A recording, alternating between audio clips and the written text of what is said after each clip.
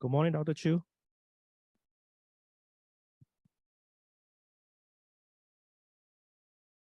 Hi, Dr. Chu. Can you hear me? Oh, your mic is mute. I hear you fine. All right, thank you. No problem. Okay. Good morning. Thank you. Good morning. Recording in progress. Okay, let's get started. So let me have Donna comes up, do the intro for you, okay? Excellent. Thank you.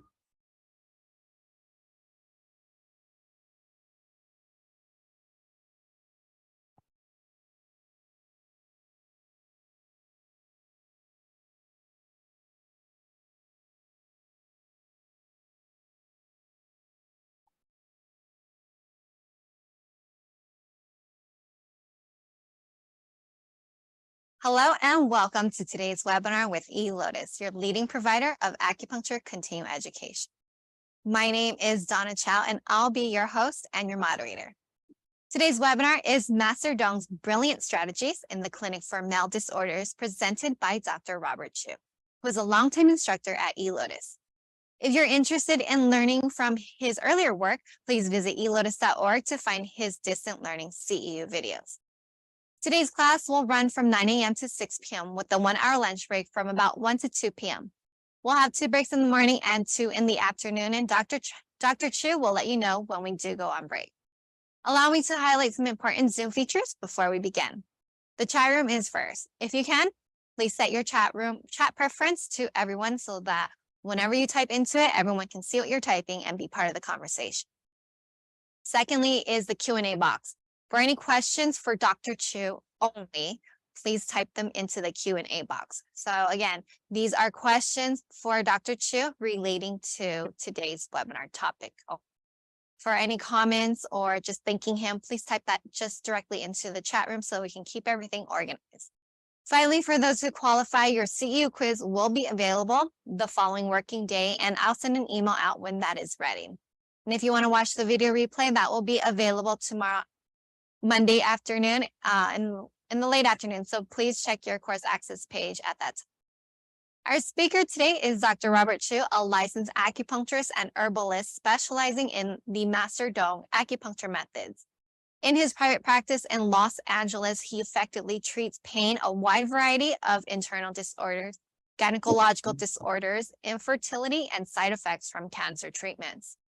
Let's get to the good part now, you guys, and welcome our speaker, Dr. Chu. Dr. Chu, please feel free to take over and share your screen. Thank you, Donna. Appreciate it. And thank you for the eLotus staff for hosting me today. It's been a while since I've taught on eLotus. And so what I wanted to do is really come back and, give a lecture that, pertains to everyone. And I've got it here today. Today is going to be male disorders, and then tomorrow will be female disorders. And so I really want to stress here, this is your seminar. So, talk as much as you like in the chat or ask me questions, etc. And happy to answer your questions for you. It's because we all work on a Saturday at the clinic, it's like, oh, it's a long day, and I certainly understand. So first of all, I hope everyone can see our screen. Have I shared it properly with you guys? Okay. All right, excellent. Thank you so much. All right. So today is topics for male disorders. I'd like to acknowledge my teachers for helping me so much to learn the system. First and foremost is Dr. Yang Weijie. He's retired now, but was very influential in teaching me the majority of the Dong system. And I'm very grateful to his teaching and helping him in being a translator and then working with him very closely on his previous works. And then Dr. Wang Chuanmin, also a disciple of Master Tung. He was so kind to me where he answered all my questions about Master Tung, and I still refer to him and look to him as my mentor and for guidance. My late master, Dr. Chen Zhao, the creator of I Ching acupuncture system. Sometimes it's also called the I Ching balance method acupuncture system. He passed away several years ago, but his example always is with me. And I always contemplate things as Dr. Chen taught me. Miriam Lee is a pioneer of Dong's acupuncture in the USA, but she's also a pioneer of acupuncture here in California, as well as being one of the first acupuncturists. In fact, in the 70s, when Miriam came here and started practicing acupuncture, acupuncture was not licensed. Governor Ronald Reagan, I guess, had her prosecuted. She was thrown in jail, and then her patients and students pleaded for her to be released. A new governor, Governor Jerry Brown, released her, set up the acupuncture board as an experimental medical system to be practiced here in California, and the California Acupuncture Board was done here. So kudos to Miriam Lee. Few know that, that she was a Dong's acupuncture practitioner, one of the earliest to be here. And of course, people in San Jose, Sunnyvale, and Cupertino all know what a great influence she was. And I was also very encouraged by her top student, Esther Su, who's also teaching here on eLotus, to pursue the materials and study with Dr. Yang, and then really learn the Dong system in depth. And then I did a lot of cross-reference with information from China and Taiwan on the Dong system. And then from that time of studying with Dr. Chen, I studied a lot of classical acupuncture, references to Chinese metaphysics and the I Ching, and very much, I wouldn't say I'm an I Ching scholar, but very much interested in the subject and really studied a lot. So thank you so much. I appreciate all my teachers and my influences in life, and I'm so lucky and blessed to share this with you. I came across a good quote the other day.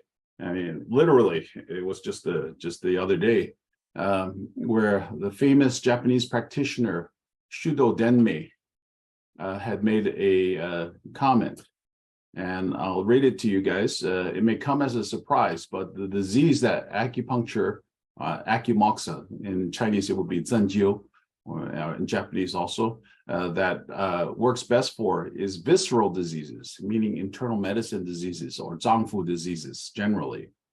Looking over this profession in Japan, the most frequent reports are on orthopedic diseases, in other words, pain. For example, about 80% are back pain, joint pain, neck and shoulder stiffness. There's no question that acupuncture is effective for these conditions, but we don't need to limit ourselves to these. If this trend continues, the true value of acumoxa will never be realized. Acumoxa will lose its standing in society as well as our medicine. Our whole profession must work together to expand our scope. And as I see this, it's very clear with regards to eLotus promoting and having many guest instructors teach their systems, and then for people to realize, our medicine is in danger of becoming extinct. It might be completely absorbed by physical therapy and or pain management doctors, and then we have thrown away our opportunity to make our medicine shine. So what we need to do is really step up, and this is my idea and vision and goal to help step up the profession, give you my secrets, which are really not secrets, they're just details. And what it is share the clinical success so that you guys will benefit, and then our industry will benefit as a whole. So thank you so much there.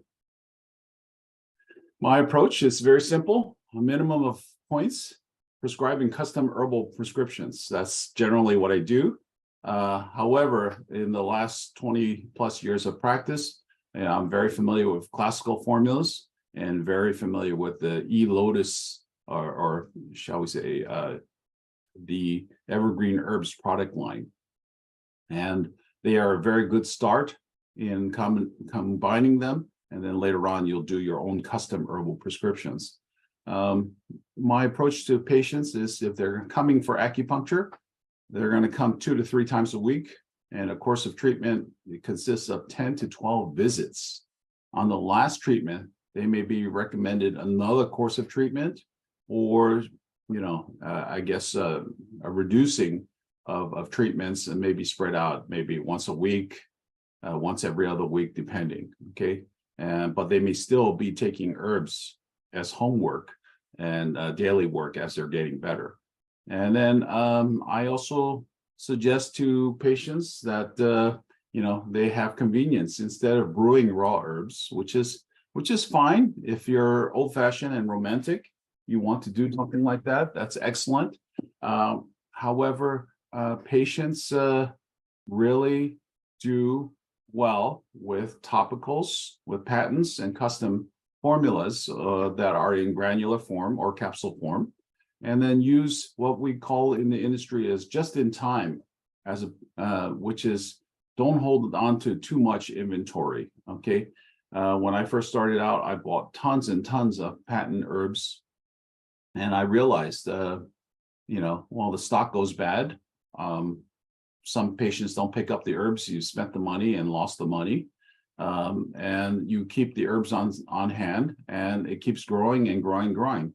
At one point, I looked at it, it's like, oh, I've got over $10,000 of inventory here. What am I going to do to get rid of it? And I just couldn't believe it. So I changed my approach to have little to no inventory, have herbals shipped directly to patients, or create a custom formula that was shipped directly to patients. And in the old days, with evergreen herbs or lotus herbs at that time, there was a customization of herbs. But now, since they've changed, they don't allow that. But certainly their product line is fantastic, and I've certainly used it. So I will be mentioning that almost with every disorder. Okay. And I want you to know, as acupuncturists and Chinese medicine practitioners, you should choose your ratio of acupuncture and herbal therapy. You should not do them all. For example, let's say a patient has shoulder pain, and then they have high cholesterol, high blood pressure. Let's say the practitioner is more of an herbalist as opposed to an acupuncturist. Well, he'll treat the shoulder pain. So maybe he'll do a ton of needles around the shoulder, the right shoulder. Okay, it's a different approach. It works. It moves qi and blood. It breaks up the stagnation in the area. It can help people, but it may not be the best acupuncture solution. But let's say they are a better herbalist, so they write an herbal formula for what? Neck and shoulder. They have a formula for high blood pressure, hypertension. They have a formula for cholesterol. Okay, well, that's fine. They could actually do more with their herbs as opposed to the acupuncture. On the other hand, let's say you have another person who's an acupuncturist, and they have to see several syndromes. So they have a patient comes in with low back pain, has hypothyroidism, has difficulty seeing in the dark, night blindness, and then they have issues with regards to their weight. So which one do you want to give as acupuncture? Which ones do you want to give as herbs? Which ones do you want to give, a combination of? Okay, you don't have to do acupuncture and herbs just for all of them. You can choose. Okay, for your low back pain, I'm going to do acupuncture. For your night blindness, I'm going to do acupuncture. For your other internal medicine problems, we'll do herbals. Okay, so my point is, keep trying to vary your proportions of acupuncture and herbs. And then regarding, let's say, classical formulas or even the Evergreen collection, maybe the Evergreen Collection gives about 80% relief, 90% relief. Well, maybe you get it over with the 10%, okay, with acupuncture. You make it up with the acupuncture so that they get 100% relief. Do you follow me? I think I'm trying to make it so that you choose your ratio, acupuncture therapy and herbal therapy. So this way, you're always able to do everything, that's best for your patient, and look at it from that point of view. Okay. My idea is simplicity. Okay. Simplicity, like Leonardo da Vinci says, is the ultimate sophistication. Okay. JIT, Benjamin, oh, hello, long time no see, is just in time. Okay. It's inventory control. In other words, you never have to hold inventory for a long time. You don't have to invest big stocks or large space for storing your inventory. It is just in time. You just get your inventory. Let's say you have a patient, they have high cholesterol. You order Polisma extra strength, which is the Evergreen Collection, and you order 4 bottles for this patient to take for this month. Okay, why hold on to, like, say 10 or 12 bottles of Polisma in your clinic, which ties up your cash flow, as opposed to having it sent directly to the patient? And every time the patient is on the last bottle, you instruct the patient, hey, contact me so I can give you a refill. Okay, I don't have to hold on to anything in inventory. You don't have to tie up your money in inventory, in other words. And so it's called just in time. JIT is the acronym in the business world. And I come from a business background, and so that's why I'm able to give you this concept. All right. Anyway, simplicity is the ultimate sophistication. Sure, if I could use one needle, why not? I just use one needle. I don't have to use 20 needles. If I can use one formula, just use one formula. If I could use one herb, I could just use one herb. So don't go crazy, because simplicity is based on basics. My motto is basics is already advanced. Advanced is simply the basics applied. So a lot of people like to, oh, this is advanced and this is basic. No, actually, they're the same. Basics, you have to work your way up to understanding the basics and master the basics. And once you have the basics under your belt, then you can apply them, and they seemingly have miraculous result. Okay, some people say magic. Okay, that's fine, but I would rather say because you've learned the basics so well, you're able to apply them. Okay, so in this, I'm giving you an idea how we use acupuncture and how we go on. So for acupuncture, we choose, again, every patient that comes to you, unless they only have a very simple thing. Oh, I've got neck pain today. I've got shoulder pain today. I've got back pain today. Okay, you can choose what you want to treat with acupuncture, what you want to treat for herbals. Don't be shy about it. Break it down on your treatment plan. Okay, explain it to the patient. For your cholesterol and hypertension, I'm going to give you herbs. You're going to take that every day. If for your current condition right now, your neck and shoulder, your back pain, I'm going to treat that with acupuncture, and I need to see you twice a week for the next 5 weeks. That's 10 visits as one course of treatment. When people say 10 visits, I said, well, Rome wasn't built in a day. And the other thing is, you have to think to yourself, right? Well, first of all, that's cash flow for you, and your clinic practice success is really based upon what? Do you know? It's based on patient visits. So the more patient visits you have, the more your clinic is thriving. Okay, if you only have 1 patient visit per week, that's not very good. So if you see them twice a week, then you've doubled up. Even if you had 5 to 8 patients, okay, 5 to 8 patients, you see them twice a week. That's 10 to 16 visits, already halfway to a decent number. I mean, 25, 30 is probably a very good number for number of patient visits per week from a busy practice. And then giving herbal prescriptions, that just makes your makes you more successful. So you'll have more of a six-figure income very easily, okay, from it. Let's remember, acupuncture is based on channels, okay? It is not meant for you to memorize rotely by points. And in fact, I will show you, and throughout my day speaking about the different diseases, talk about what channels are involved, because why? The channels are what we use to focus. Channels are everything, is the diagnosis and it is the treatment of all diseases for acupuncture, okay? And then when you have points, points are simply what? For movement, for transportation, for sedation, all right, of the situation. Actually, acupuncture is a better sedation technique in the medicine, okay? It is not really the best tonifying, because acupuncture just simply moves things, okay? For example, you have $10,000 in the savings account, you have $1 in your checking account. If you want to buy a car, you have to move the money from the savings account to the checking account, okay? So that's what you do. Once they're there, then you buy your car and you give the money to the car dealer, okay?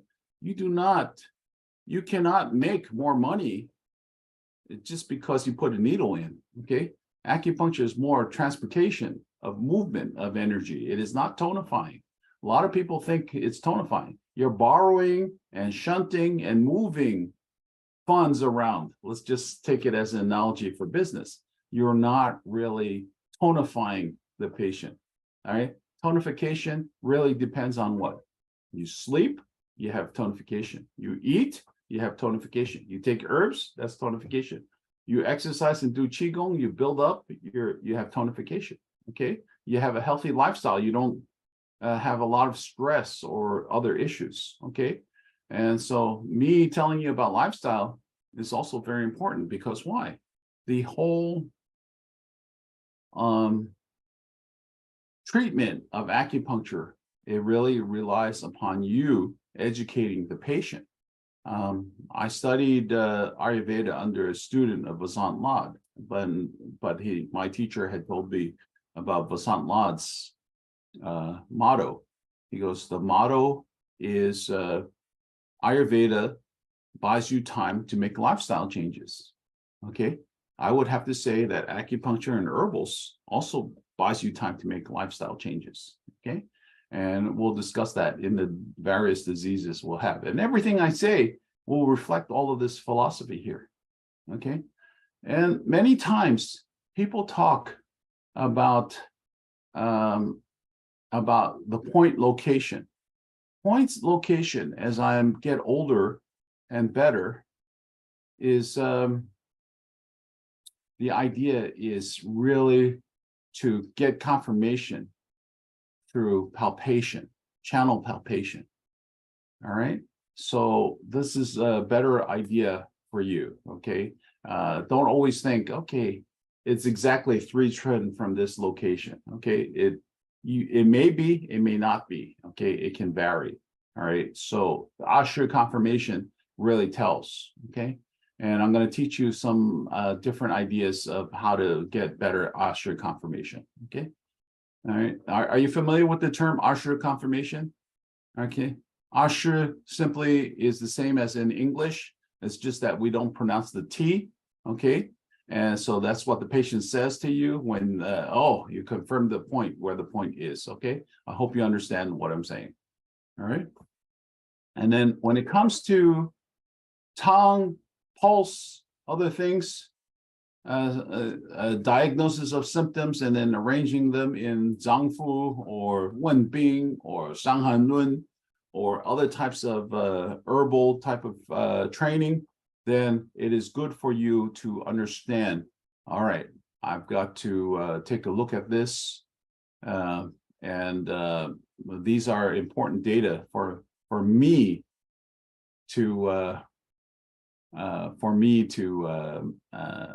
to get, all right, so that I can collect it and write an herbal formula. Ah, yes, Danelle, lovely to see you. Very nice. And thank you. You got my joke. All right. Anyway, let's go on. All right. So with acupuncture, identify the channels involved. Then what you're doing is you're balancing the channel with intelligent choice of points. Balancing the channel. Okay. That's what we're looking for. Okay. Intelligent choice of points. What does intelligent choice of points mean? Okay. That word intelligent is a big subjective thing, shall we say. Okay. For example, intelligent means critical thinking. And intelligent means what? Logical reasoning. And intelligent means analytical thought. Okay. I don't just do a point simply because the CAM told me to, or because, you know, I had to memorize all these lists for the acupuncture board, okay, or the NCCAOM examination, okay. That is the lowest form of acupuncture. That should be considered the bare minimum of acupuncture, but acupuncture should have its logical reasoning, all right? So I want you to understand it. And then when I treat with acupuncture, I do Master Tung. I do what I call my own personal style called optimal acupuncture. And I think maybe a follow-up seminar might be good to teach optimal acupuncture and what my strategy is. Dr. Chen's points and circuits and I Ching points and circuits and how they vary. I use that a lot too, but today I'm going to just show very simple Master Tung's basics and then explain how Master Tung came about doing these things. And my recommendation is for all of you to have a chart on your wall. You can make it up, and I would ask you to email it to me later on. You have my contact information. And create a chart for the 12 channels and take in the chart the yin spring, the shu stream, and the shi cleft of each of those individual channels of the 12 channels, okay? Put it up in big font, tape it up on your wall. Use it from time to time, okay? Because you'll see that my understanding of acupuncture is kind of like a machine language for the body. What do I mean by machine language? It means that it's a base level, you know, operating system that occurs in the body. It doesn't occur in the brain. It doesn't occur in the spirit or soul. It just occurs in the body, and it's simply communicating in the body to correct things or to perform a function. My strategy in explaining most people about how acupuncture works is I stimulate the body to induce a healing response. Okay, I don't talk about qi and blood stasis. I don't talk about moving the qi and tonifying the blood, because they often look at me like, oh, you're crazy, man. You know, you're woo-woo. I would never refer any patients to you because you're talking woo-woo and you're really out there. But if I simply explain to you, hey, acupuncture works because I give your body a stimulation to induce a healing response, and therefore, you'll get better because of it. And I think using my methodology, you'll have more referrals from your patients as well as other practitioners, and people won't look at you as crazy as what you seem to be. Okay. And then let's explain the 3 points: the yin spring, shu stream, shi cleft. Because most of acupuncture is based upon movement. You look at it, most of the problems that you have in the world are itis type of problems, inflammation. And we have certain points that work on it, okay? So the yin spring points are the ones that work for itis, okay? Any type of inflammation. Then you have the shu stream point. And the shu stream point happens to be the points that are for joint pains and wind, cold, and dampness for those joint pains. And then finally, the shi cleft points are for bleeding and for pain and for emergency. That's why they're called that, right? So yin, shu, and shi points should be used. And I would say the majority of acupuncturists don't use these points anymore because why? They're afraid. Okay. The ancients all used points below the elbows and below the knees, okay? And so because they used it all below the elbows and the knees, just like the chart is right in back of me, okay? It is the Honma chart from 1941 of the 5-element acupuncture points. Is a reminder to me, all right? My mentor, Jacques Marco, had told me, he's the academic dean at FS College, had told me, hey, this is a good chart to have, you know, you should get it.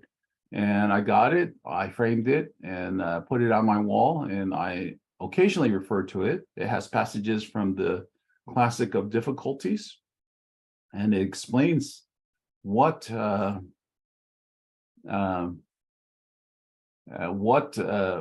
points are used below the elbows, below the knees, okay? The use of using local and distal points is largely modern, okay? And most people don't know how to get a good effect with using distal needling alone. And so as a result, what they say, distal needling is nice, but it doesn't really work, okay? So let me tell you the secrets, okay? You ready for the secrets? Okay.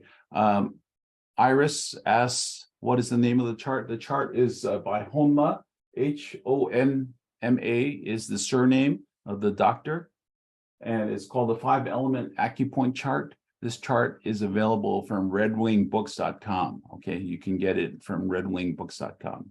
Okay, and it's my favorite chart. I kept it up on the wall for the last 20 plus years, and really enjoy it. Thank you. All right. So how do we do distal needling? Okay, let's say we have low back pain, a patient. So they're lying face up. They show you exactly where the low back pain is. Okay, first of all, I typically choose a point opposite to where the pain is. All right, so let's say I use UB40 and the pain is on the right side of the back, so I'll use and choose the left side, UB40, okay? And then I'll insert it, and I'll show you some details later on how I insert it and what I do, okay? The first thing I do is when I insert it, I ask the patient, take a deep breath, and then I press the guide tube very hard against the popliteal fossa of UB40, and then I insert the needle. I usually insert a 1.5 Tren needle. I don't have to go all the way, but I go in at least a Tren. And then what I do is I wait for a second, and then I ask them to move and wiggle their back while they're on the table to see how it feels. Okay, most get an immediate effect upon my insertion of the needles. Why is that? Because why? I'm first of all able to see the effect all the time. So then I know the effect of my acupuncture. And of course, we know these because we have these command points all the time. All right, for example, PC6 is command point of the chest, UB40 is command point of the back, LI4 is command point of the face and mouth. Lung 7 is the command point of the nape and the back of the head. Okay, spleen 6 is a command point for what? The uterus and visceral organs, right? For especially in gynecological disorders. Okay, so on and so forth. We know this in our training of classical acupuncture that we learned in basic TCM school. Okay, so it's good to start with pain, and when you're starting out as an acupuncturist. But if you really want to be good, then you know, okay, I can eliminate back pain just like that with one needle. And then I can pretty much do the same with shoulder pain, neck pain, any type of pain, rib cage pain, etc., with different needles, right, at different places. However, I know how well my targeting works. And then when you do that, then you move on to internal medicine problems because you want to see the effect of internal medicine. For example, okay, you can't see it immediately, obviously, like if you're treating hypertension, you can't see, well, could you see if the blood pressure goes down? Sure, you could. You can put on a cuff and then check the blood pressure and heart rate and see if it'll change. Sure. But of course, lying down will do that anyway. And then you have other things like what? Maybe cholesterol. Well, how are you going to tell cholesterol? And then how are you going to tell blood sugar? Well, with a glucometer, you could tell probably how the effectiveness of your acupuncture with the blood sugar immediately. But other things like what? Erectile dysfunction. Well, you don't want to even see it, right? They'll tell you afterwards how good your acupuncture is, okay? So with time, because you have mastered what I call your targeting system, then you'll know that you're very good with acupuncture. And I want to submit to you that acupuncture is a targeting system. What do I mean by targeting system? Is that when I use these points and these needles, okay, it will have an effect on this part of the body. Okay, this is what Master Tung said in general when he was teaching. They talk about reaction areas, okay, in the literature. Okay, has anyone else read any other Master Tung books? Okay, reaction area is typical of what he often says. Okay, so what does that mean? It means that when I put the needle in, this is what the effect on the body will be. Okay, that's a reaction area, so to speak. Okay, so I want to clarify the nomenclature. I think most people they take Master Tung's works too literally. For example, in Master Tung's original book, which Henry McCann sent to me and Dr. Wong sent to me, they write Sanjing. Okay, what does the nerve do? The operation of the nerve. Okay. Well, it's been translated in English as reaction area, but it's so vague and fuzzy, the term, you don't know what it means. What it means is exactly what I call the targeting system. I'm targeting this area or that area, okay? So I'll explain it to you as we go through the Tung's points. Any questions so far? I hope I'm clear. Okay, so why needle distally? Number one is you can see the immediate results of the affected area, okay? What do I mean by that? It means that, let's say if there's neck pain, if you put a bunch of needles in the neck, well, the patient can't tell you if their pain has subsided, okay? Because why? You put a bunch of needles in their neck. They can't move their neck. They can't do range of motion. They can't do extension and flexion. They can't do lateral extension. They can't do rotation. Right? They can't do extension of the chin and retraction. There's none of that. Because why? You've got needles in. But if I did it remotely, I did it distally, okay, then you could get it that way. All right. For example, if I put in UB60, okay, or I put in GB39, and I ask you to move your neck, you'll be able to tell me what the results are of my needling. Okay. And then number two, for needling distally is traditionally, these were the most powerful points. Okay, again, as I told you, practitioners use points below the elbow and below the knees. Okay, so that's basically it, right? Because they have what? Origins, as far as we know, even from the point of the Ma Wang Dui, the crypts in northern China that were found. They noticed what the Moxibustion Classic had points that were below the elbows, below the knees. They were not points that were, in fact, they were mostly Yuan source points, basically. These were the origins of acupuncture. They were not done on the body. They were not done everywhere. But nowadays, acupuncturists are very poor. What happens to acupuncturists? Oh, you got a problem with the neck? Let me put the needles in your neck. You have problems with your shoulder? Let me put needles in your shoulder. If you have problems in your leg, let me put needles in your leg. But what is the point of it? The point is you're like a massage therapist or chiropractor. You don't use the channels. So I'm saying to you, channel theory is not a theory. The channel is a map, but it's also the principles of what? Diagnosis, of treating, okay? So it is not a theory, okay? Because why? It's only a theory if you continue to hypothesize. I think if I want to levitate, I eat several cans of beans. But, well, eating several cans of beans might give you gas. It might sound like you're about to lift off, but it's not enough to overcome gravity. That's a theory. But the real principle is what? I need a force strong enough to lift me off the ground. Okay. So most people mistaken what that is. Okay. All right. Anyway, we're going on. And if you needle locally, let's say a person has neck pain, they can say, "Oh, you injured me more," or you can aggravate the affected area. Miriam Lee had a saying is, "Don't spank the baby." What does it mean to not spank the baby? It means specifically, don't needle locally, okay? Because if you needle locally, what happens is you make the baby cry. So if the baby's crying, why spank the baby? Okay, this is what Esther Sue told me, and I thought it's such a wonderful story. It's always an image that I have whenever I have thinking of needling. Okay, so don't needle locally. Okay, so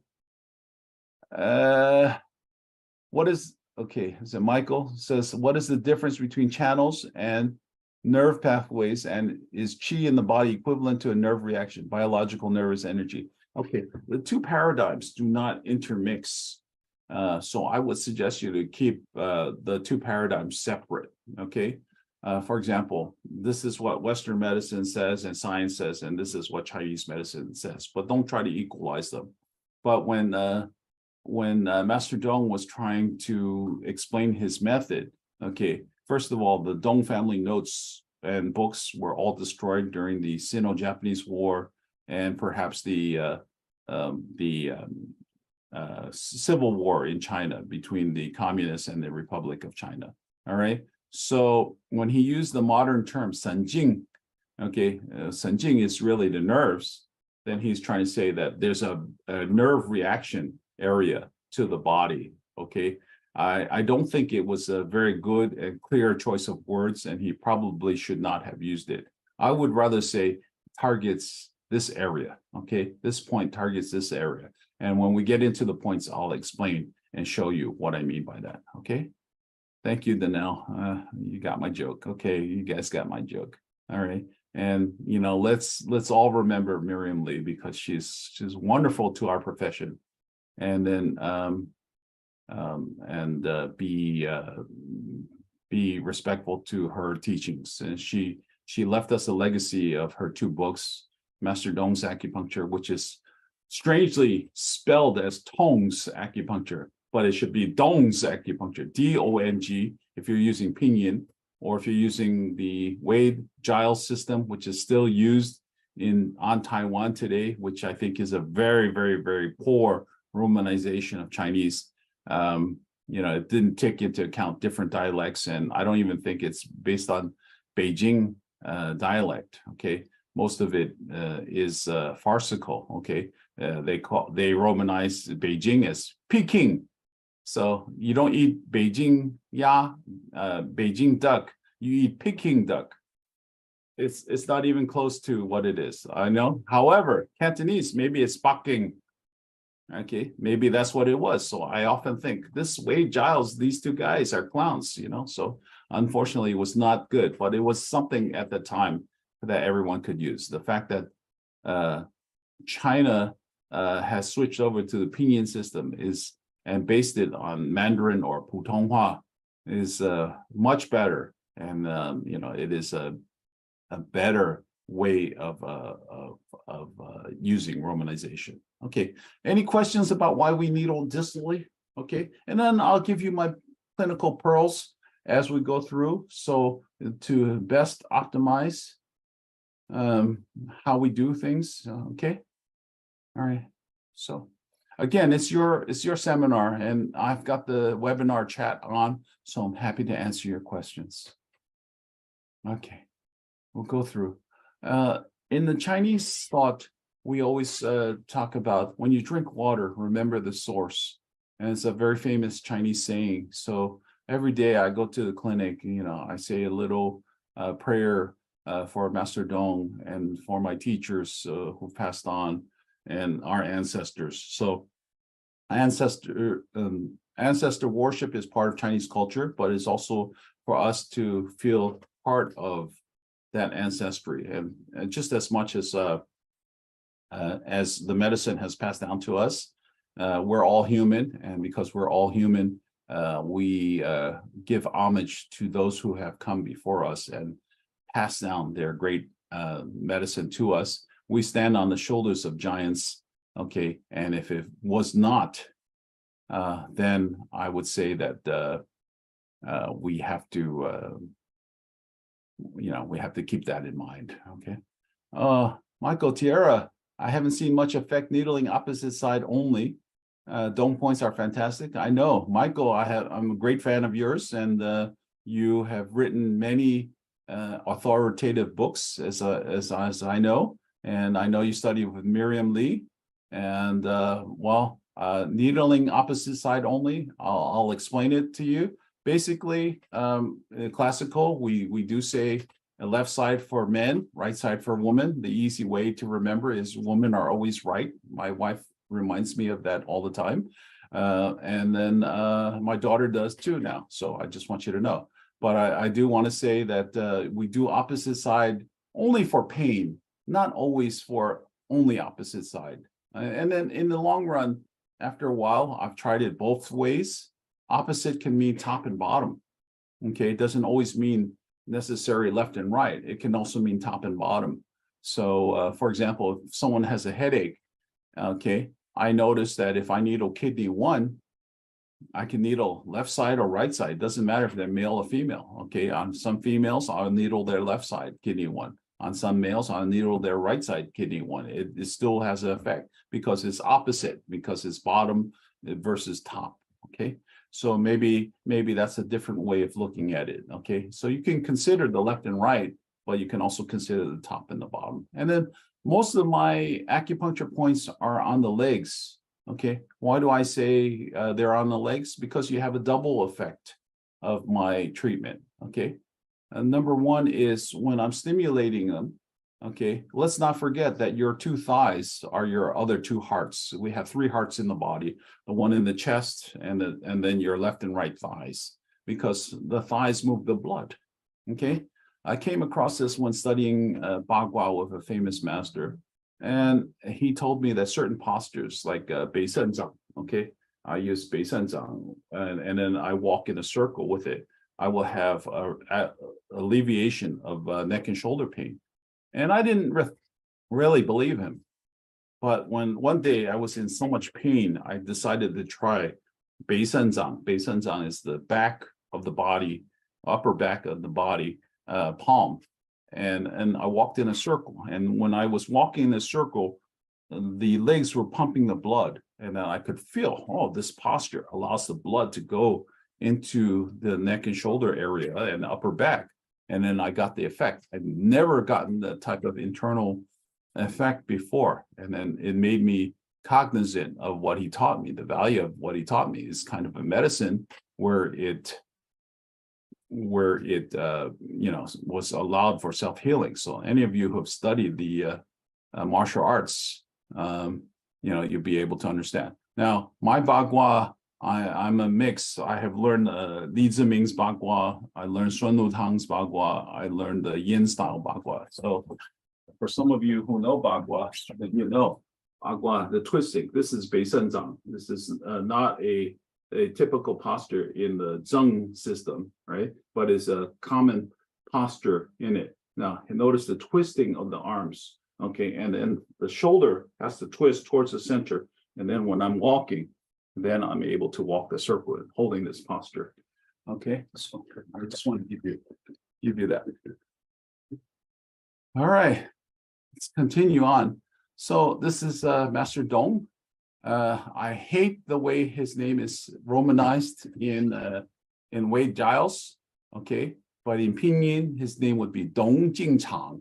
Okay, but most people would pronounce it Qingchang, which is kind of like a slur. To me, growing up in New York City, I really hated it, and I really don't like it. So Jingchang is his proper name, okay? And he was Taiwan's most revered acupuncturist, the acupuncturist to Chiang Kai-shek, okay? Jiang Zhishi, okay, the president of Taiwan at that time. Okay, he was the inheritor of the Dong family system. and creator of our method. Okay, so that's who he was. He was an actual person. He actually existed. Okay, so my teachers who have given me the teaching and inspiration, and then I have formed my own organization since 2004. It's called ITARA, International Tung's Acupuncture Research Association. And yes, Tung is the way you pronounce T-U-N-G, tongue, right? It is not Master Tung, right? It is Master Dong, okay, or Master Tung. I don't know how other people pronounce it, but it should be Dong. In Pinyin, it is Dong, okay? And it is not Tong, because T-O-N-G would be wrong, like the Blue Poppy book did. It should be Dong, D-O-N-G, Dong. Okay, sorry, Donna, thank you. Okay, about this weekend, please excuse any gender pronouns that may be exclusive for an audience this size. I don't mean to offend anyone. This is just, traditionally how things were arranged. I want you to know that maybe it's more my perception of how the genders come to my clinic. Okay, what I mean by that is if a disease is both, okay, I simply listed in one of the categories as I have seen more cases of that gender coming to the clinic for that disease, okay, and based on my clinical experience. So if you see some male diseases, which are also female diseases, please excuse it, okay? It's not such a big deal. The thing is, the important thing is we talk about how to treat it. And because the human physiology is about the same, with some exceptional differences between male and female, then mostly I will have to say that these diseases will pertain to that gender. Okay, and then to get the best results, try needling yourselves. Okay. Because why? An acupuncture seminar really requires hands-on. We are a physical medicine, and because we are a physical medicine, we require you to try it. First, try it on yourselves, and then on Tuesday, what happens is, or Monday, you go to the clinic and you try it on your patients, and you see, because then you have confidence of what I taught you works or not works, okay? And you can see it. And so I'll ask some of you during the times and we talk, to try it on yourselves or to locate the points. And I'll try to give you as many pointers as we can to see what the result is and how to find the points, etc. Okay. All right. Let's start out with my basic acupuncture prescription, because I was a clinical supervisor for Emperor's College for about 8 years. I noticed that the students needed to have some sort of structure. And what I did was I thought of, for a long time, my 10 points, okay? And my 10 points came about because, why? I had heard a long time ago from Dr. Yang that Tung's acupuncture is based on Pi Wei Lun. Pi Wei Lun is the discussion of spleen and stomach disorders written by Li Dongyuan. Li Dongyuan is a very famous doctor during the Jin and Yuan dynasties time. Li Dongyuan is the creator of the spleen and stomach school, okay? And because he's the creator of the spleen and stomach school, his basic principle is, unlike most acupuncture who use this pentagram to illustrate the 5 elements, Li Dongyuan used the cross, okay? And so earth was the center of that cross. So then you have, of course, on the left is wood, then on the north is fire, then there's metal, and then finally there's water on the south, right? And in the center is earth, okay? So because of that, I thought that, well, the most important thing in Tung's acupuncture is realize that if I'm going to teach, okay, if I'm going to teach, then I should emphasize the spleen and stomach, just like it was. And however, I see most Tung's practitioners do not do it anymore. Okay, they forgot how important the spleen and stomach is. Okay, so I wanted to remind my own personal students that if you're going to treat, if you treat the spleen and stomach, which is the source of 后天 qi, 后天 qi means the post-heaven qi, okay, that you will have great results, especially if you treat the spleen and stomach. Then the other thing about the spleen and stomach is that the spleen and stomach, since it's earth, it touches all of the other elements. So if you make the spleen and stomach very strong, then all the other elements will be good. And then my other choice was, because we live in modern society is based on time-based, results-oriented life. So the most agitated channels are the liver and the gallbladder, because the liver and gallbladder are very essential to one's life. I have to be on time, I have to determine, I need to have the resolve and strength and courage to do things properly. Then as a result of it, okay, what we have to do is treat the liver and gallbladder channels. So just think of my method as spleen, stomach, liver, gallbladder for this basic offering. And then I just offer for you guys the use of this template. Okay, it's a template, but you modify as you need. Okay, if I give you you can do modifications. And in fact, the whole class is modifications of this basic 10 points. And if you can master these 10 points, then that's good. Now, Elham, you were saying you're too much of a wimp to do kidney 1. No, actually, if you try it and you don't do it to yourself, that's fine. But if you do it to your patients, that's even better, because they won't feel it much, because you're going to tell them how to do it. And I'll give you pointers on how to do it. So nothing to worry about it. And okay. Anyway, let's move on. All right. So my points are what? Cha San Huang, stomach 36 and 37. The last 3 years, I've seen had to deal with a lot of COVID in the clinic. Not necessarily where they had active COVID, but had lingering long COVID symptoms. I switched it from stomach 41 and 43.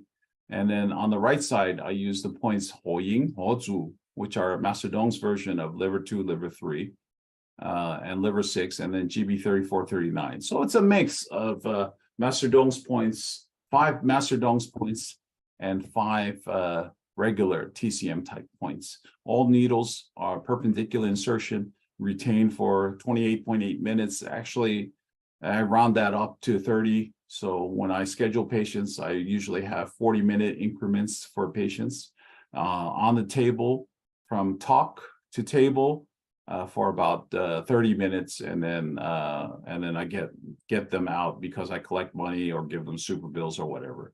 I can always add 2 points, Yin Tang and do 20, where I do flat insertion, and Yin Tang and do 20. What I'm doing here is calming the mind. But lately, as I said, I've been doing a lot of kidney 1, kidney 3, just for fun. Okay, fun for me, because why? I don't have to have it. Okay, so let's look at Sha San Huang. Sha San Huang is a abbreviated name for the 3 points, right? Ren Huang, Di Huang, and Shen Guan. Okay, so I put in Tian Huang over there so that you know that they were originally 3 yellows, or 3 emperors. Actually, I'm sorry, 3 emperors.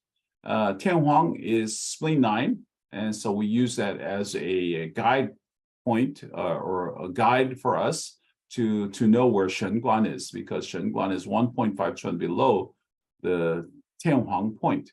Okay, so how do we find Ren Huang? You can use the TCM spleen 6 as your guide. However, put the spleen 6 where it touches the bone. Okay, touches the medial border of the tibia. Okay, if it touches the border, the medial border of the tibia where it scrapes the periosteum, great for you. Okay, you did a very good job. How do you do it? Don't use your fingertip. Do not use your fingertip. Okay, because why? Most TCM doctors are taught to use their fingertips, and that's wrong, because it can add an extra half chun or extra 1 chun, depending on how big your fingers are, okay, to the point location. So I have a mnemonic to memorize. Use your nail and you won't fail. Use your nail and you shall prevail. If I don't want to fail, I use my nail. Okay, so you could use, just remember, use your nail to find the point. Okay, if you used your nail to find the point, then you will have a better outcome. Okay, so but the other thing is, don't have too long a nail. You see, I keep my nails very short for the clinic because why? I don't want to like stab people. So long nails no good, but you still have to have enough of a nail to have a palpation of it. Okay, so Miriam, she was a fan of meatloaf. Okay, so Michael, I want you to know that's why she did 2 emperors. Do you know what I'm talking about? Meatloaf, the singer. Yes, Meatloaf. Miriam was a fan of the singer Meatloaf, but actually she probably did palpation. I'm referring to Meatloaf's song 2 out of 3 ain't bad, right? So that's why, but that's why we call it Sha San Huang. It's 3 points, it's not 2 points. Okay, so I want you to understand that, right? So if you want to, it's just like Dr. Wong has told me, you don't have to use all 3 points. You can just palpate and see which of these 4 points here are actually sensitive. Okay, so one of my patients, I palpate Ren Huang, and she feels like jumping off the table. Then I squeeze near Di Huang, and then she feels like jumping off the table. Then I squeeze Shen Guan, and she feels like jumping off the table again. And then I squeeze Tian Huang, and she wants to jump off the table. So in her case, I might put 4 needles, but I know 3 is already enough. Okay, so I don't have to do all 4 points. I can do 2, as little as 2 points. I can also do as little as 1 point. Okay, but the idea is I'm accessing the channels, and then my touch is actually stimulating the body already. Because why? I'm doing palpation. I'm using my nail. If you get the reaction where the patient wants to jump, I'm not asking you to make the patient jump off the body, off the table, but I'm just saying that that's a possible reaction of some patients. Okay, so I do want to make it clear to you that that's all very, very possible. Okay, anyway, let's move on. Di Huang is actually the point liver 6, although most of you find it on the border of the tibia. Okay, I don't think that's a good position for liver 6. Actually, if it's off the bone, again at the border of the medial tibia there, okay, medial border of the tibia, then I think that is a better location of it. And Di Huang has an incredible effect on what? Intrascapular pain. If any of you ever use it, you palpate it right now. Anyone want to try palpate Di Huang point? Okay, use your nail, go up about 7 chun above the tip of the medial malleolus. Some people say above the upper border of the malleolus, go up 7 chun. Now, I won't split hairs on it, and both are correct. And that's why I say more and more as I'm getting older, Usher point is really the determining factor of it. So Leanne asks a question. So also only using your nail to palpate for sensitivity? I would say because Dong's acupuncture requires you to skim close to the bone, using the nail is better than your fingertips. You can use your fingertips first, but if you want to be really sure, you use your nail to be very sure. And then when we come to points on the toes or on the foot, you'll see that my suggestion of using the nails is sage advice. It's not just regular advice, it's sage advice. I'm not saying I'm a sage, but I am saying that it's very wise for you to listen to what I'm saying, okay? And I want you to know that I'm not a traditionalist with regards to needle gauge, okay? I usually use 38 gauge needles. That's because I have wimp patients. No, it's not that. It's because patients, why should they be uncomfortable? I asked Dr. Yang in our private conversations, what gauge needles did Master Tung use? I said he used 28 gauge, 30, 32 gauge, because Dr. Yang likes to use 32 gauge, 28 gauge, 30 gauge. And he says, no, Master Tung used custom needles. They were by hand made and at that time. And he goes, most of the needles were probably about 24, 26 gauge. I said, what? I said, that's ridiculous, you know? And of course, and when we look at Master Tung's documents, especially what Dr. Wang has lectured upon before at eLotus here, he discussed Long No's case. Long No was the Cambodian president who invited Master Tung to come live at his residence in Cambodia for about 2 to 3 months to treat him for post hemiplegia from a stroke. Okay, and then Master Tung would give treatment at least twice a day. Okay, with twice a day, he would use only 2 or 3 needles. That's it.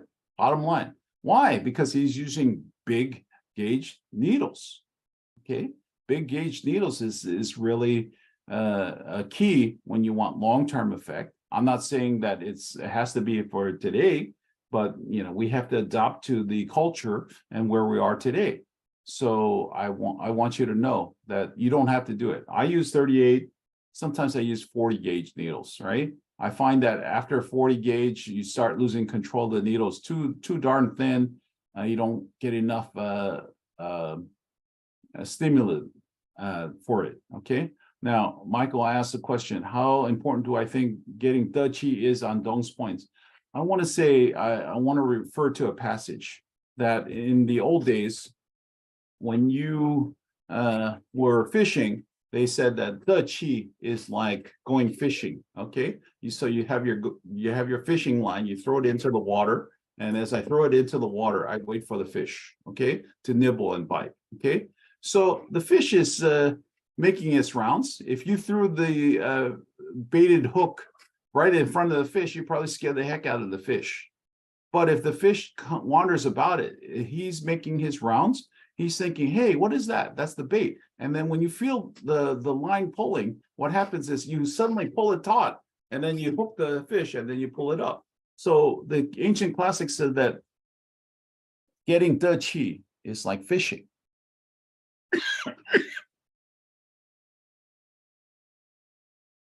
If getting De Qi is like fishing, that means you patiently wait. So most acupuncturists these days, they put in their needle, and then they spin it and twirl it, spin it and twirl it, spin it and twirl it. I'd say from the Ming Dynasty onward, you got a bunch of impatient acupuncturists hoping to get De Qi.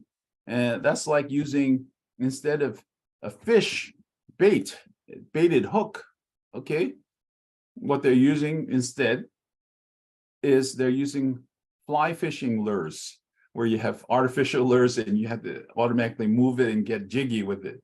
Okay, I would have to say you don't need it. If you put it in, you'll see the De Qi will immediately affect. And actually, when you palpate, you already have De Qi. Okay, when you palpate, when the patient feels like jumping off the table, they already feel like De Qi sensation is there. So the analogy is not mine, okay, but I just modernized it. Okay, it is from the classics, so I encourage you to still read the classics. As I understand, the California Acupuncture Board has gotten rid of the recommended reading list. So if that's the case, I still encourage all acupuncturists to be readers, because why?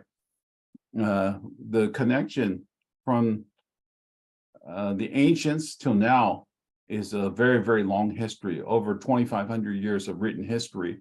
So why don't we take advantage of it, right? And I also want you to know, Chinese medicine is not just acupuncture. Maybe 20% of Chinese medicine as a whole, if we look at all the classics written in Chinese literature, the majority of the classics, 80% of them, are dealing with herbs. They are not dealing with acupuncture. Acupuncture is probably 20%. So let's never forget that we are Chinese medicine practitioners. We are not just acupuncturists. Now, some people on the East Coast, some people in other states, They're just acupuncturists. They are not herbalists. Okay. And as a result, they are confused by their practice of acupuncture because they're practicing some sort of herbalized acupuncture. It's having all the TCM theories of herbs applied to acupuncture, which is very weird. Okay, it's I could even say that it's not traditional. It's only as traditional as the 1950s when the CCP and Mao Zedong said, you know, we need acupuncture. Acupuncture is a great treasure, storehouse of treasure, okay? And we have to refine and update it as such, okay? So I think very important to understand what you are practicing. And the practicing, as I'm suggesting, what I learned from Dr. Yang, Dr. Wang, and from Dr. Chen, as well as classical acupuncture, that is all the same acupuncture. That's pre-Mao era acupuncture. And what you're doing right now is still practicing the post-Mao era acupuncture that's gone forward. It is an herbalized acupuncture. I'm not saying it's a bad or doesn't work, but it's probably not as good as the classical acupuncture models that I am giving forth. And then I would say I'm modernized classical acupuncture for use in the clinics, and you'll see as we keep going on and talking. And that's also another benefit of studying Dong's acupuncture. Because why? When you're studying Dong's acupuncture, what happens is you have more benefit to yourself to see what the old system was, and then how do I compare the old system to the new system? Okay, let's move on. All right, the next set of points is Hoying and Hozu. Here I have a little illustration that shows the difference between liver 2 and liver 3. Let's look at Hozu, which is Master Dong's liver 3. Hozu is just distal to the junction of the first and second metatarsal bones. How can you palpate it? You can't palpate it with your finger pad. Okay, do you understand? You cannot palpate it with your tip of your finger. You can probably get an idea, but you can't feel the junction, just distal to the junction. So in order for you to feel just distal to the junction, maybe some of you want to slip off your shoes and socks and try it. You feel for it, you palpate it, even though you palpate hard with your fingertip, okay, you can't get the feeling. But if you use your nail, oh yeah, I can feel that crevice. How many of you confirm what I'm saying? So that's why I say it. Use your nail and you can't fail. Okay, don't use your nail, you will fail. I'm sorry, right? That's the truth. It is better. My way is better. I wouldn't give you bad advice, because I'll tell you why I don't want to give you bad advice. Because there's a curse in Chinese which says, do not mislead the future generations. Okay, I'm 60. I come to a point in my life where I already know heaven's decree. Okay, Confucius said at 50, a man knows 天意, the heaven's will. So because of that, then I don't want to mislead the future generations. I want to make sure that the future generations have good, proper practice. If you don't have good, proper practice, then we're all a farce. Our profession is in danger, ready to go. So I better tell you the truth.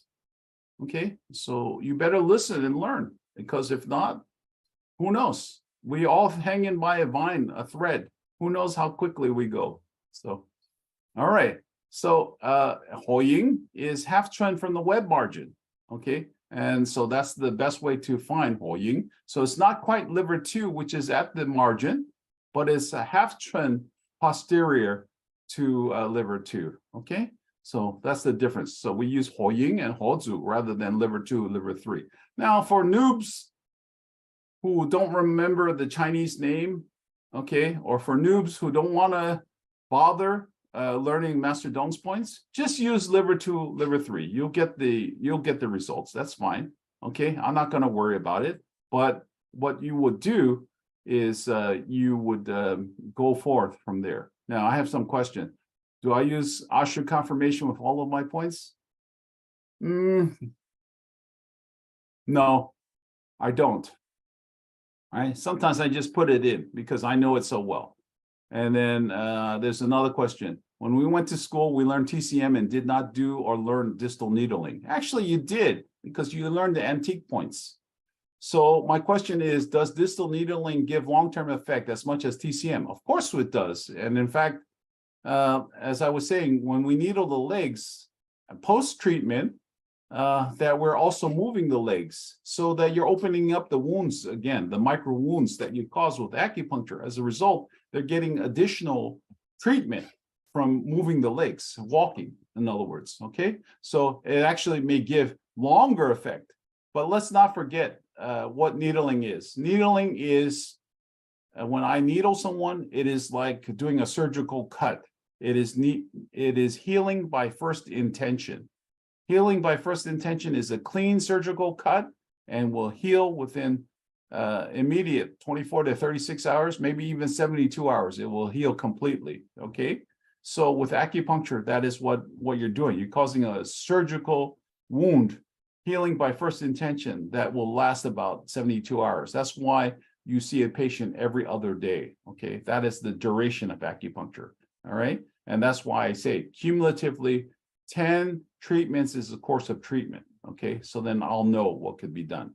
And it goes, all right, there's another question. Sudamini is asking, I know the patient can be tested by asking to move certain parts while needling the distal non-affected area.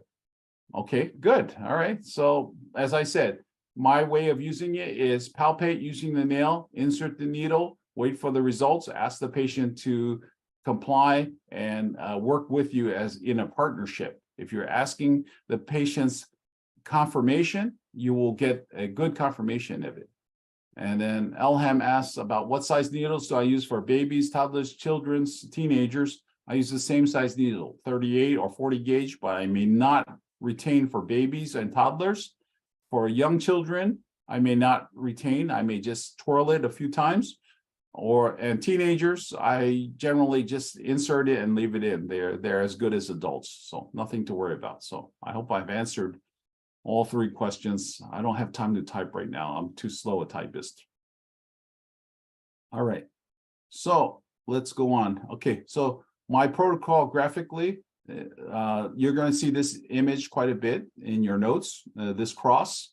Yes, I was a Catholic boy, so I say, don't use the pentagram, haha, use the cross, haha. Okay, all right, bad joke, but just for fun. All right, so this represents your left side, left upper side, and this represents your left lower, and this is your right upper side, and this is your right lower side, okay? So Sha San Huang and stomach 36 and 37, I use on the left side. As I said, for COVID, I've used stomach 41 and 43 instead. But now where things are going back, so we're going forward with stomach 36 and 37 again. And on the right side, you just think of it. My stomach and spleen is on my left side.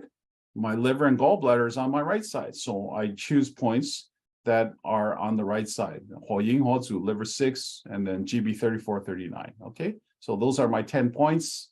My 10 points had different names in the early days, but nowadays we just call it Dr. Chu 10-point protocol. Okay, so very easy, and I'm glad that you guys are having fun with this. All right, question here. All right,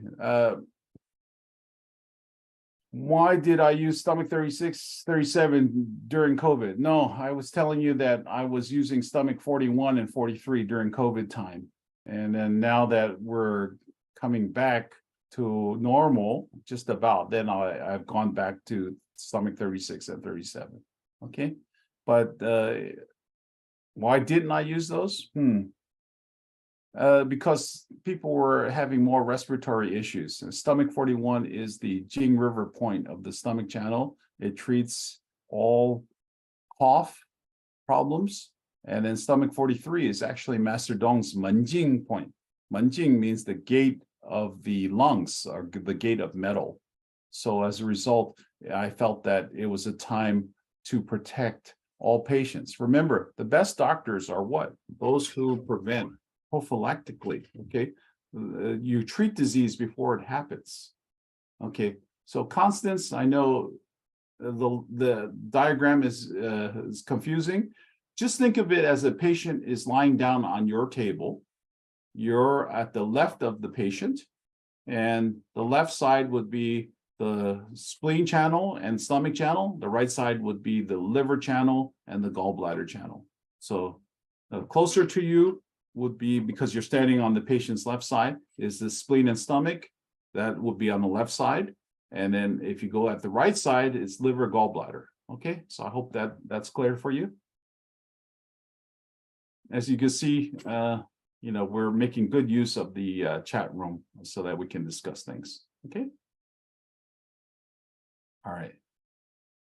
Dou Hanqing, he was the compiler of the Da Chang, the great compendium of acupuncture and moxibustion. Okay, he had a saying: disease is like a rabbit running in the field. We have to use a net wide enough to catch it. And if you look at my my graph here, I'm looking at disease. So I have a basic 10-point protocol that can treat all kinds of disease. And you can use my 10-point protocol as the acupuncture tune-up, or you could use it for people who have indigestion problems, who have stress problems, or they have problems with relaxation. All right, they can't sleep at night. Okay, it will all benefit them. Any type of digestive problems, any type of stress-related problems. So everything will be there. Okay. All right. So that's my net to catch the rabbit. So rabbit is running in the field. It's a disease running in your body. And so what I want to do is I want to catch that rabbit. So I throw a net wide enough. I use the net by joining up 10 acupuncture points, 5 on the left, 5 on the right. All right. Questions? I hope it's clear. You'll have to understand this, okay, in order to move on. All right. So I'm really going to emphasize it, and we'll see it over and over and over again. Okay. All right. Let's continue. Donna, should we take a break here? We're at 10:22. Should we take like a 10-15 minute break? All right, let's do it. So how much time do we have for a break? Say, okay, let's make it 15 minutes. I'll see you in 15 minutes. That will be 10:37. Okay, I'll see you at 10:37. Thank you so much.